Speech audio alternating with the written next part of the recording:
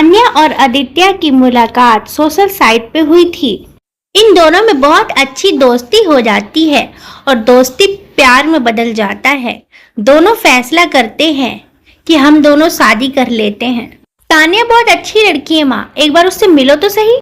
डिगरा, एक बंगाली लड़की हमारे घर की बहू कैसे बन सकती है? हम लोग गुजराती हैं, वो मांस मच्छी खाने वाली। अरे देवा, हमारे घर को तो नाश ही कर देगी। माँ, मैं शादी करूंगा तो सिर्फ तान्या से, वरना मैं किसी से शादी नहीं करूंगा। शादी के लिए मानना पड़ा।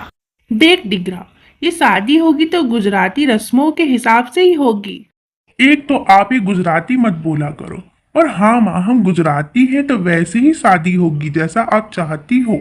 आदित्य और तान्या की शादी बड़े धूमधाम से गुजराती रीति रिवाजों के साथ हो जाती है और तान्या अपने ससुराल आ जाती है। मैं जानती हूँ कि तुम बंगाली हो, मगर आज से तुम इस घर के सारे रीति रिवाज। ठीक है सासू माँ, जैसा आप कहोगी मैं वैसा ही करूँगा। तुम क्या डिगरा हो? डिगरा बोले तो? नालायक कहाँ से उठा लाया? इसे तो बात भी नहीं करने आता है। लड़की होकर लड़कों की तरह बात करती है ये। भालो सासू माँ। ये भालू वालू भी बोलेगी आदित्य। अभी तो शुरुआत है, आगे क्या होगा?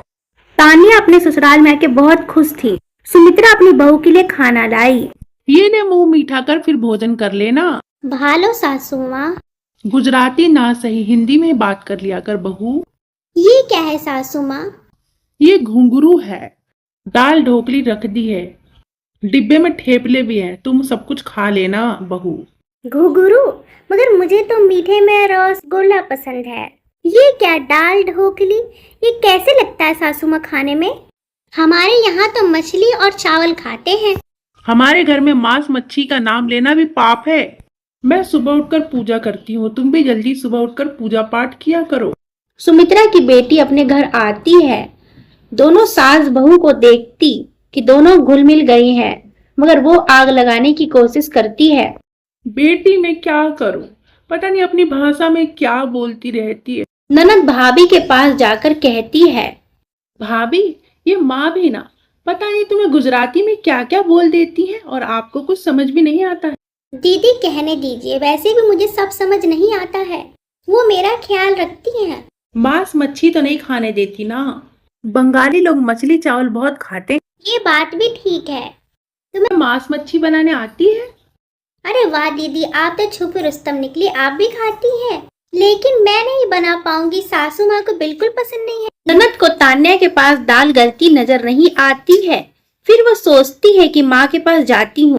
इतनी उदास क्यों रहती है आप? अलग क्यों नहीं कर देती उसे? माँ बेटी खुलकर आपस में बात भी नहीं कर पाते। अकेली ही एसी चलाकर लेटी हुई है। बिजली का बिल कितना आएगा? आजकल गर्मी बहुत है, मैं भी वहां जाकर लेट जाती हूँ। उसने तो आप सबके अक्ल पर पर्दा डाल दिया है।